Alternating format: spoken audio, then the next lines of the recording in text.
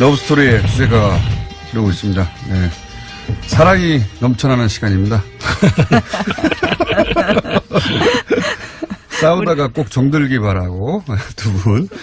더불어민주당 송영길 의원 나오셨습니다. 네, 안녕하세요. 네, 자유한국당 나경원 의원 나오셨습니다. 네, 안녕하세요. 네. 자, 러브스토리가 흐르는 가운데 흐른다고 생각하시고 오늘은 나경원 의원님이 먼저 뭔가 유리한 이슈가 있으면 아니 뭐 유리한 이슈가 아니라 저희 이제 러브스토리 나오길래 저희 막 웃었는데요. 어제도 이제 2월 임시국회 마지막 날인데 결국은 늦게까지 저희 12시 넘어서까지 있다가 이제 뭐 끝나게 됐는데요. 불발됐죠. 네, 어제 이제 선거법 문제가 마지막의 문제인데 제가 헌정특위 소속입니다. 근데 이게 저희가 그 원칙에 따르면 지금 인구 증감에 따른 원칙에 따르잖아요. 그러면 4석 늘려줘야 됩니다. 이게 통합되고 신설되고 해서. 그러니까 광역의원 수를 시도의원 수가 전체 대한민국에 4석 늘어나야 되는 거고. 인구비로 따지면. 예, 인구와 그다음에 국회의원 수 늘어난 것을 해서 기본 정수를 계산하는 방법이 있습니다. 거기에 기존의 시도별 의원 수가 그거보다 적다, 그러니까 더 많다 하면 기존의 시도 의원 수는 인정해 주는 기본 정수보다 기존 의원 수가 많을 경우를 고려해도 최대 17석을 늘려주면 되는데요. 어제 느닷없이 낮에 이제 우리가 이제 가장 문제가 이 모든 쟁점 법안들, 뭐 쟁점 사안들이 전부 다 이제 원내대표들이 다 들고 가고 흥정하잖아요. 선거구 획정 문제 말씀하시는 건가요? 네, 그러면? 선거구 획정 문제가 그래갖고 갑자기 27석으로 늘어갖고 온 거예요. 그래서 이 소위 표에 게리맨더링 얘기 하시는 거구나, 이게. 전문용어로. 뭐 게리맨더링 이상이죠. 그래서 표의 등가성도 안 되고 그래서 저희가 국회의원들만 어제 특별히 관심 있는 사안인데. 아니 그게 아니라 오늘 이제 시도의원 왜 이렇게 많이 늘어났냐 이런 비판이 나오는데 그래요? 정말 어제 안타까웠습니다. 그래서 이 부분을 짚어보려고 했는데 저희가 다시 뭐 이걸 처음부터 다시 하기에는 시간적 한계가 있어서 일단 어제 헌정특위에서는 통과를 시켜놨기 때문에 큰 혼란은 없을 겁니다. 내일부터 등록. 어제 선거구 획정 문제로 크게 여야 간에 논쟁이 있었군요. 네, 이게 정말 갑질 아니겠어요? 오늘 예비선거 등록을 해야 되는데 선거구를 획정해주지 않으니까 지방의회 출마할 분들이 예비 등록도 못하고 있는데 그러니까 아니요, 평소에 좀 그 국회 보이콧하지 마시고 좀 미리 아니 그게 아니라 전철도 무슨 해줬어야지. 말씀을요? 어제 잠도 못 낮에 자고 말이죠. 이게 나도 어제 의원회 가서 잤어요. 집에도 어제 못 들어가고. 낮에 지도부에서 그러네. 갑자기 27석으로 합의를 해왔는데 거기 보면요. 오케이, 얼마나 저희들이 웃기게 잘 합의가 돼 처리해서. 있냐면 인천의 경우에요. 같은 53만 구가 2개 있고 51만 구가 하나 있는데 53만 구 2개인 남동구하고 부평구는 인천광역시 의원이 6명으로 갑자기 늘어나고 51만인 서구는 4명이에요. 2만 차이에 2명의 광역의원의 차이가 있다는 거는 도대체 표의 등가성에 맞지가 않죠. 그러니까 저희가 예민할 수밖에 없다. 그러니까 이거는 지역에. 우리의 이익 불이익 문제가 아니에요. 인천 서구 늘려줘봤자 저 바른미래당하고 더불어민주당 그러니까 국회의원인데요. 김영철 저희는 논란 하지 원칙을 마시고 지키자는 거예요. 이것 원칙을. 가지고 좀 미리미리 국회에서 좀 아니 논의를 많이 이거는 했으면 좋을 것 같아요. 이건 여야의 문제가 아니라 지금 아니, 이런 그러니까 식으로 해서 이 상임위나 위원회에서 좀 원칙을 갖고 하는 부분이 갑자기 이렇게 무시되고 나영원님의 주장은 하는 이게 거에 원칙이 대해서 원칙이 지켜지지 않은 부분에 지켜지지 대해서 않았다는 것이고 말씀을 드립니다. 그리고 결과적으로는 의원 수가 엄청 늘어나지 않았습니까? 저는 특위위원이 아니라서 구체적인 건 모르지만 그래서 좀 우리 국회가 김영철 이 왔다 간 사람 가지고 어제 긴급 현안 질의까지 한 거잖아요. 그런 정성을 반이라도 쏟았으면 이 문제는 이미 해결됐다고요. 자, 왜 김영철로 이거 가지고 넘어왔습니다. 불필요한 국회를 공정시키고. 자, 왜 김영철. 이게 지금 저희 문제인지 아니, 모르겠어요. 김영철. 갑자기 이걸 네. 이상하게 공격하시는데요. 네. 아니, 어제도 그거는 긴급 현안 질의하면서 제가 처음 질의를 했는데 좀 답답해서. 지금 지방의원 수를 말하고 있는 겁니다. 지금 국회의원이 아니라. 그죠?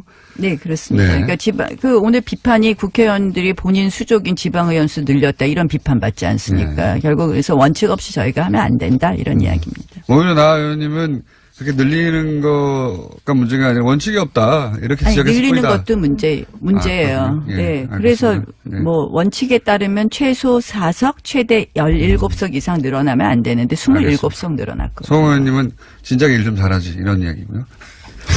넘어와서 김영철로 넘어오겠습니다. 네. 김영철이 왜 그렇게까지 자유한국당에 중요했습니까? 아, 저희가 왜 반대했느냐고요? 반대 정도가 아니라 최근 최대의 퍼포먼스를 하신 걸로 제가 최근 6개월.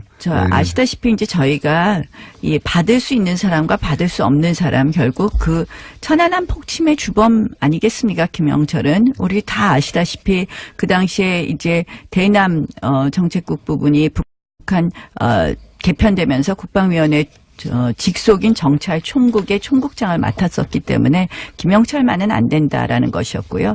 결국 그래서 그러한 어떻게 보면 김영철의 방남에 대해서 노하지 못한 문재인 정부에 대해서 굉장히 저희가 우려가 큰 것이죠. 결국 김영철 방남은 국민 여론의 역풍을 가져왔다고 봅니다. 그랬기 때문에 결국 처음에는 청와대가 뭐 폐막식 다음날 하루 종일 비어있다 해서 청와대에 올 것 같이 이야기했다가 결국 청와대에서는 만나지 못하고 폐막식장에서 문재인 대통령이 만나신 거 보면요. 결국 김영철 방남은 오지 말아야 될 사람을 문재인 정권에서 받아들인 것이고 이것으로 국민 역풍이 왔다고 생각을 합니다. 저런 식으로 접근하면 남북 문제를 해결할 수가 없어요. 저 태영호 공수하고도 제가 통화를 해봤더니 이렇게 누구를 가리는 것은 적절치가 않다는 지적입니다. 대북 전문가들 누가 이야기하듯이. 그리고 박근혜 정부가 했을 때도 똑같이 했잖아요. 2014년 10월에 김영철이 군사회담에 나왔는데 군사회담에서 그런 문제를 제기했어야지. 이 올림픽이라는 것은 아니죠. 전쟁하는 상황에서도 전쟁을 중단하고 회담의 당사자하고요. 바라는 게 그다음에 우리가 손님으로 오는 건 다르다는 겁니다. 황병선은 연안함 폭침의 주범이라고 지적했던 사람 아닙니까? 회담의 당사자하고 그분은 아예 군복을 입고 왔어요. 2014년 10월에. 황병선은 나중에 황병서 최영애는 아예 군복을 입고 왔잖아요. 황병선은. 그리고 김무성 대표 그때 그 만나신 그 사진을 어제 제가 올려봤는데 네, 너무 봤습니다. 환한 웃음으로 화기애애하게 대화를 하고 계시던데.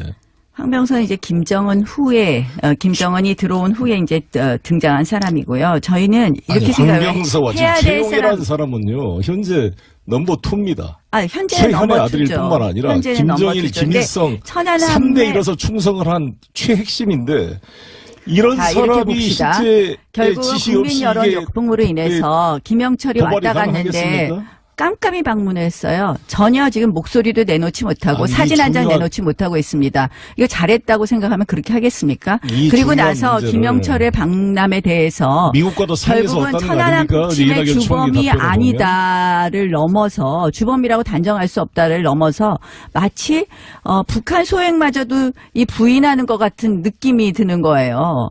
지금 결국 저는 이 정부가 원칙을 이번에 갖고 중요한 북한 게 문제를 같이 접근하지 따라왔던 않으면 안 된다는 거죠. 최강일 저는 김영철을 앨리슨 대화에 후크간의 그 만남을 아니 중계하는 게 의미가 있었다고 저기 생각을 합니다. 남북이 잠깐만요. 뭐- 오늘 사우트가 너무 구분이 안 돼가지고 웬만하면 특별히 또 아니, 중요한 봐보세요. 선거가 미국과의 대화 용이 있다는 걸 밝힌 것은 의미가 있는 거 아니 아니겠어요? 대화 그리고 용의 우리가 대화가요 내용이 최초로 다릅니다. 대통령께서도 비핵화 아니 문제를 송영길 언급을 했어요. 의원님 저기 북한이 비핵화 대화 얘기하는 것 같습니까? 자 미국이요 아니, 어제 대화를 마크네퍼 시작하는 겁니다. 아니 말씀 잘 자, 들어보세요. 오늘은 너무 자 싸우는 대화의 미국도 같이 해야 의미가 되는 거예요. 아니 대화의 미국도 의미가 북한에 대해서 다르다는 핵 선제 거예요. 공격을 하지 않겠다는 약속을 같이 아니, 해줘야 됩니다. 자 잠깐만요. 잘 같이 들어보세요. 논의가 시작되는 겁니다. 이제. 북한은 두 분 잠깐만요. 자신이 핵 일단 보유국을 나 의원님 발언하십시오. 먼저. 아니 그러니까 예, 예. 대화의 의미가 다른 겁니다. 네. 핵심이 뭡니까 여기서 아니 문제. 그런 것도 북한은 만나서 이야기를 해야 될 거 잠시만요. 아니겠어요?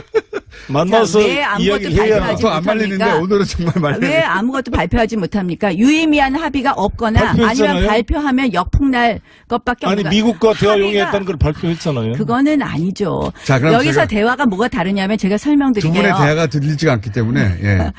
북한은 쟁점이 자신을 예. 핵 보유국으로 인정한 상태에서 핵군축 대화를 하자는 거예요. 거기서 핵심은 미국은 비핵화 대화 아니면 안 하겠다는 겁니다. 미국이 김영철 돌아간 다음에 어제 마크네퍼 대리대사가 바로 기자간담회 했어요. 왜 했겠습니까? 우리는 일단 김영철 비핵화라는 넘어갔나요? 원칙 김영철 이야기하지 않습니까?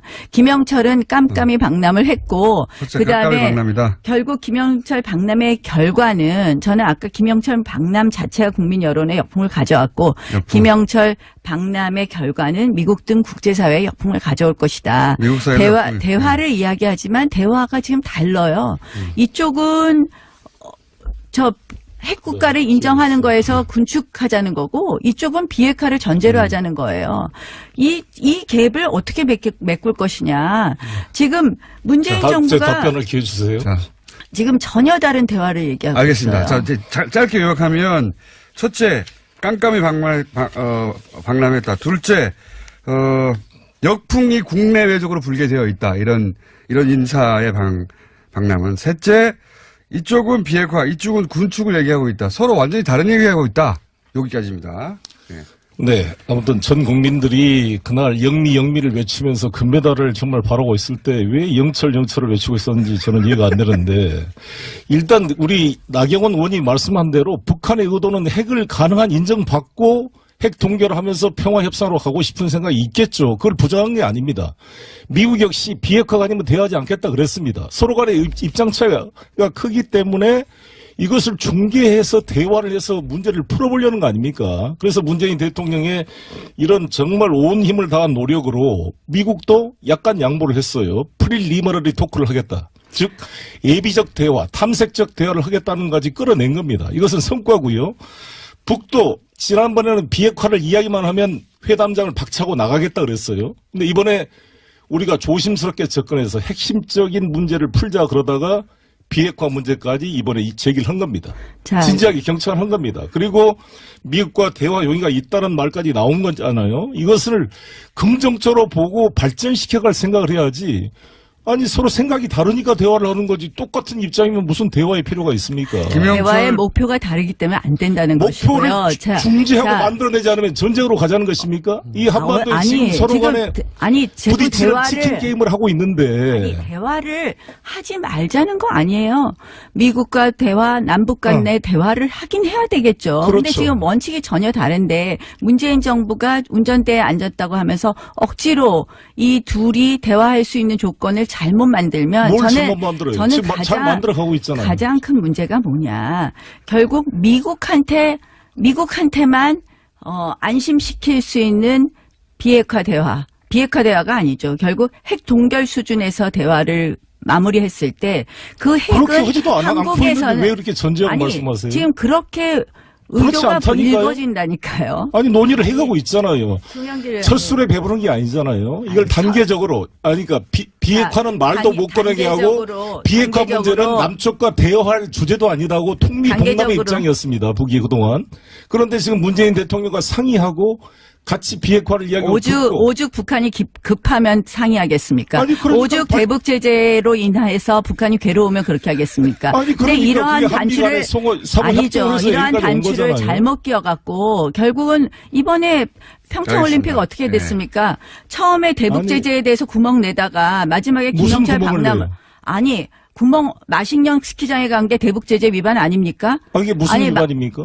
항공기 띄우고 마식령 스키장에 가서 돈 준 게 대북 제재 위반 아닙니까? 다 상의돼서 왜 아니죠. 상의대다니요. 대북 제재 위반인데 이거 한번 익스큐즈 해달라고 하는 거 아닙니까? 북의 행동에 대해서 규제를 해야지. 일반 스포츠 외교 평창 올림픽이라는 것은 스포츠가 오는 것에 대해서는 저도 환영합니다. 평창 패럴림픽에도 선수단 오는 거 환영합니다. 스포츠를 갖다가 정치회장으로 악용한 부분에 대해서 말하는 겁니다. 북한 선수단이 더 많이 오는 거 환영합니다. 스포츠를 통해서 풀어가는 것이죠. 그거는 말이 안 되죠.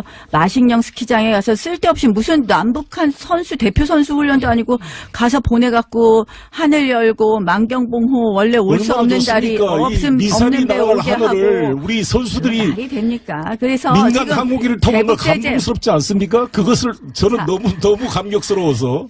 송 의원님. 남북의 미사일이 날아간 상황을 항공기가 날아간 게 얼마나 좋은 현상입니까? 감동과 감격으로 풀 문제가 아닙니다. 그런 낭만적 민족주의로는요. 북한 핵 문제 절대 해결하지 못합니다. 낭만적 민족주의. 우리 민족끼리 과연 해결할 수 있을까요? 자, 미국은요, 낭만적 냉정하게 민족주의가 생각하면 아니라 미국은 대한민국 ICBM 헌법이 문제만 해결이 되면요, 본인들 어떻게 보면 북핵 문제에 관심 없을 수 있습니다. 그러면 어떻게 되느냐? 핵의 인질은 남한만 되는 겁니다. 대한민국만. 어떻게 낭만적 민족주의를 그렇게 말씀하십니까? 자, 낭만적 민족주의까지 하시고 한번 몰라. 답변하시고 다음 주로 넘어가 주시죠. 남과 여 노래도까지 들으잖아. 그래서 저희가 러브스토리를 튼 겁니다. 아니, 기본적으로는 사이좋게 서로 간에 지내라고요? 나경원 의원님. 사이 좋을 리가 없기 때문에. 오늘이 3.1절 99주년인데 민족에 대한 애정이 있어야 돼요. 우리 헌법이 정의, 인도, 동포이로서 민족의 단결을 공고히 할 것을 명하고 있습니다. 자, 민족의 단결을 공고히 해야죠. 그런데 그러면 자유민주주의 체제가 아닌 단결도 좋습니까? 민족애가 있으면 북한 인권 이야기하십시오. 북한 인권 왜 이야기 안 합니까? 북한 인권을 대한민국에서 인권 파리는 맨날 민주당이 인권을 인권은 본인들 북한 본인들 인권을 이 위해서. 무슨 아젠다인 것처럼 얘기하면서 북한 인권은 왜 얘기 안 합니까? 북한 인권법 통과된 지 1년 반이 넘었는데 제가 위원장 시절에 통과했어요. 민주당이요 추천을 안 해요. 추천을. 말할 기회를 좀 주세요. 계속 말할 떠들면서 기회가 아니라 이야기하니까. 제가 지금 민족의 얘기해서 북한 너무 인권을 화가 그렇게 나서 말하신 하는 분이 말입니다. 북한 어린이들이 굶어 죽어 있는 것에 대해서 왜 이렇게 저는 인도적 지원도 반대하고 있습니까? 인도적 이게 지원 인권입니까? 반대하지 않습니다. 반대하고 인도적 있어요. 지원 지금 실제로 무슨 상황이 말씀을요? 모든 걸 반대하고 있는 거 아니겠습니까? 아니 그렇게 얘기하지 그렇게 마십시오. 북한 인권이 그렇게 얘기하지 마십시오. 중요하면은 그렇게 지금- 오도하지 마십시오. 지금 인도적 거의 다 지원 아니 아이들에게 우유도 주지 못하게 하고 아니 인도적 언제 지원도 반대했습니까? 반대하는- 인도적 지원 반대하지 않았습니다. 자. 장혜원 의원님하고 좀 다르신 것 같은데 자, 아니 송 의원님 인도적 지원 저희 해줘야 지금 됩니다. 산반 탈북자들이 그런데 방치되고 있어요. 그렇게 인권을 북한 인권을 말하던 새누리당 북한 정권에서 인권 문제. 우리 탈북자들이 지금 어떻게 살고 있는지 아십니까? 3만 그러니까 명의 탈북자 인권 탈북자들이 문제 제대로 챙기자고요. 우리가 여야가 같이 해서. 자, 요번 제가 언제 반대했습니까? 두 분이 근데 진짜로 화가 나셨기 때문에 앞으로 저희가 중간중간에 러브스토리 3초 버전을 틀어드려야 되겠습니다. 올라갈 때는.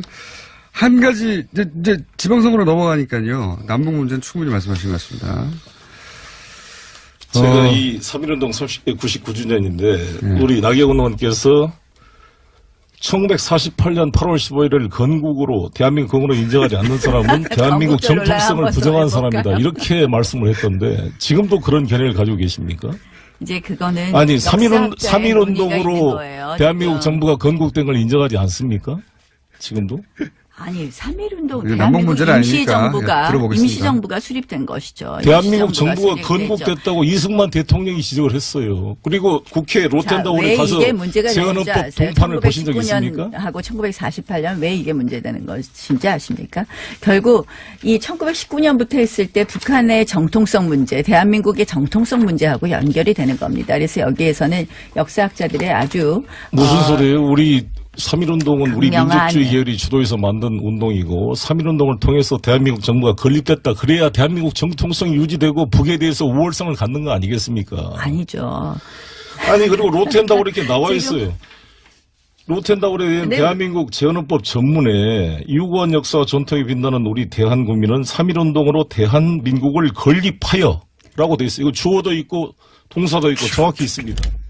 건국절 논의는 또 해석에 다른 논란의 여지가 문제니까 없어요. 아니 지금 왜 건국절 논의를 가져오신지 3.1절이라서. 모르겠지만 저는 이제 건국절 아니, 논의 이 3.1운동의 건국절 논란은 99주년이니까. 다른 문제예요. 3.1절 문제에 있어서의 문제하고 다른 문제예요. 지금 임시정부를 건국절 기념일로 하느냐 아니면 이제 48년을 하느냐의 문제는 결국 우리가 남한만의 총선으로 생긴 대한민국의 유일 합법 정부가 1948년에 태어난 정부이다라는 것을 강조하는 의미에서의 건국절 논란입니다. 그래서 이것을 그거는 마치 개변이고요. 임시정부는 이미 3.1운동으로 부인하는 건립돼서 것이라는 이 게 법통이 아니라는 겁니다. 이게 되면은 논란의 소지가 아니죠. 없죠. 왜 그러냐면은 3.1운동으로 이미 대한민국이 건립돼 버렸으면 북은 그야말로 국가를 부정하는 반국가 단체가 되는 거잖아요.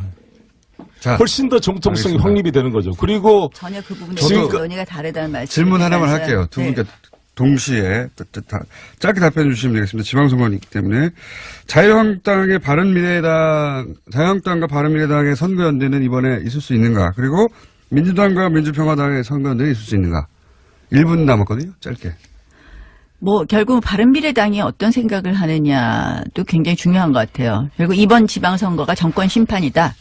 한다면 반문연대를 생각할 수는 있는데 지금 현재 자유한국당 입장에서는 홍준표 대표께서 선거연대는 절대 없다고 하고 있습니다. 그런데 이제 우리가 저는 선거가 가까울수록 여러 가지 가능성은 열어봐야 되는 것 아닌가 하는 생각을 합니다. 연대도 생각해 봐야 된다. 네. 근데 안철수, 유승민 두 분이 정치를 할 때 양당의 세력에 대한 패권에 대한 심판을 하겠다 이렇게 하신 분들이 다시 자유한국당과 연대를 한다는 것은 스스로의 자기 부정이라고 생각합니다. 그래서 그게 과연 국민적인 공감을 받을 수 있을지 의문입니다. 민주당은 민주평화당과의 연대는 어떻습니까? 우리야 일관되게 동등의 가치를 가지는 연대할 수 있다는 입장을 가지고 있죠. 그러나 현재 우리 당의 입장은 우리 힘으로 국민과의 관계 속에서 투명하게 나아갈 것이라고 생각합니다. 알겠습니다. 오늘 두 분이 진짜 화가 나셔가지고 송영길 의원, 나경원 의원이었습니다. 나는 김영철에 대한 논란이 너무 기존의 시도별 의원수가 그거보다 적다, 그러니까 더 많다 하면 기존의 시도 의원수는 인정해주는 기본 정수보다 기존 의원수가 많을 경우를 고려해도 최대 17석을 늘려주면 되는데요. 어제 느닷없이 낮에 이제 우리가 이제 가장 문제가 이 모든 쟁점 법안들, 쟁점 사안들이 전부 다 이제 원내대표들이 다 들고 가고 흥정하잖아요. 선거구 획정 문제 말씀하시는 건가요? 네, 그러면? 선거구 획정 문제가 그래갖고 갑자기 27석으로 늘어갖고 온 거예요. 그래서 이 소위 표에 게리맨더링 얘기 하시는 거구나, 이게. 전문용어로. 게리맨더링 이상이죠. 그래서 표의 등가성도 안 되고, 그래서 저희가 국회의원들만 어제 특별히 관심 있는 사안인데. 아니 그게 아니라 오늘 이제 시도의원 왜 이렇게 많이 늘어났냐 이런 비판이 나오는데 그래요? 정말 어제 안타까웠습니다. 그래서 이 부분을 짚어보려고 했는데 저희가 다시 이걸 처음부터 다시 하기에는 시간적 한계가 있어서 일단 어제 헌정특위에서는 통과를 시켜놨기 때문에 큰 혼란은 없을 겁니다. 내일부터 등록. 어제 선거구 획정 문제로 크게 여야 간에 논쟁이 있었군요. 네, 이게 정말 갑질 아니겠어요? 오늘 예비선거 등록을 해야 되는데 선거구를 획정해주지 않으니까 지방의회 출마할 분들이 예비 등록도 못하고 있는데 그러니까 아니요, 평소에 이제 좀 어제 보이콧하지 마시고 좀 미리 아니 그게 아니라 전철도 무슨 말씀을요? 어제 낮에 잠도 못 자고 말이죠. 이게 나도 어제도 긴급 현안 질의하면서 제가 처음 질의를 했는데 좀 답답해서. 지금 지방의원 수를 말하고 있는 겁니다. 지금 국회의원이 아니라, 그죠? 네, 그렇습니다. 네. 그러니까 오늘 비판이 국회의원들이 본인 수족인 지방의원 수 늘렸다 이런 비판 받지 않습니까? 네. 결국 그래서 원칙 없이 저희가 하면 안 된다 이런 이야기입니다. 오히려 나 의원님은 그렇게 늘리는 거가 문제가 아니라 원칙이 없다. 이렇게 지적했을 늘리는 뿐이다. 것도 문제예요. 예, 네. 알겠습니다. 그래서 네. 원칙에 따르면 최소 4석, 최대 17석 이상 늘어나면 안 되는데 27석 늘어났고. 송 의원님은 진작에 일 좀 잘하지. 이런 이야기고요. 더 넘어와서 김영철로 넘어오겠습니다. 네. 김영철이 왜 그렇게까지 자유한국당에 중요했습니까? 저희가 왜 반대했느냐고요? 반대 정도가 아니라 최근 최대의 퍼포먼스를 하신 걸로 제가 최근 6개월. 아시다시피 이제 저희가 이 받을 수 있는 사람과 받을 수 없는 사람 결국 그 천안함 폭침의 주범 아니겠습니까? 김영철은 우리 다 아시다시피 그 당시에 이제 대남 정책국 부분이 북한 개편되면서 국방위원회 직속인 정찰 총국의 총국장을 맡았었기 때문에 김영철만은 안 된다라는 것이었고요. 결국 그래서 그러한 어떻게 보면 김영철의 방남에 대해서 노하지 못한 문재인 정부에 대해서 굉장히 저희가 우려가 큰 것이죠. 결국 김영철 방남은 국민 여론의 역풍을 가져왔다고 봅니다. 그랬기 때문에 결국 처음에는 청와대가 폐막식 다음날 하루 종일 비어있다 해서 청와대에 올 것 같이 이야기했다가 결국 청와대에서는 만나지 못하고 폐막식장에서 문재인 대통령이 만나신 거 보면요. 결국 김영철 방남은 오지 말아야 될 사람을 문재인 정권에서 받아들인 것이고 이것으로 국민 역풍이 왔다고 생각을 합니다. 저런 식으로 접근하면 남북 문제를 해결할 수가 없어요. 저 태영호 공수하고도 제가 통화를 해봤더니 이렇게 누구를 가리는 것은 적절치가 않다는 지적입니다. 대북 아니. 전문가들 누가 이야기하듯이. 그리고 박근혜 정부가 했을 때도 똑같이 했잖아요. 2014년 10월에 그거 진짜 김영철이 군사회담에 나왔는데 군사회담에서 그런 문제를 제기했어야지. 이 올림픽이라는 것은 아니죠. 전쟁하는 상황에서도 전쟁을 중단하고 회담의 당사자하고요. 바라는 게 그다음에 올림픽인 거 우리가 아니겠습니까? 손님으로 오는 건 그리고 다르다는 겁니다. 황병선은 연안함 폭침의 주범이라고 지적했던 사람 아닙니까? 회담의 당사자하고 그분은 아예 군복을 입고 왔어요. 2014년 10월. 황병선은 나중에 황병서 최영애는 아예 군복을 입고 왔잖아요. 황병선은. 그리고 김무성 대표 그때 그 만나신 그 사진을 어제 제가 올려봤는데 네, 너무 봤습니다. 환한 웃음으로 화기애애하게 대화를 하고 계시던데.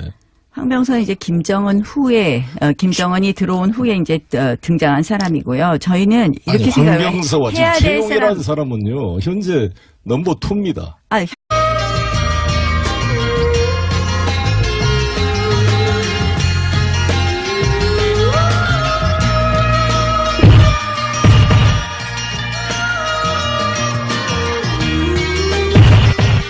러브스토리의 주제가 이러고 있습니다. 네. 사랑이 넘쳐나는 시간입니다. 싸우다가 꼭 정들기 바라고 두 분. 더불어민주당 송영길 의원 나오셨습니다. 네, 안녕하세요. 네, 자유한국당 나경원 의원 나오셨습니다. 네, 안녕하세요. 네.